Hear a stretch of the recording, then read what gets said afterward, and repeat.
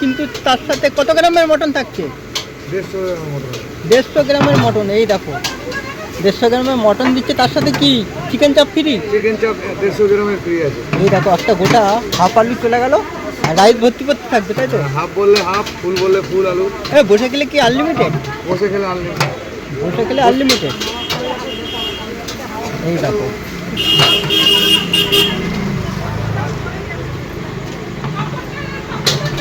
এই ঠিক আছে। এই দেখো কত গ্রামের চাপ থাকছে দাদা? 150 গ্রামের চাপ।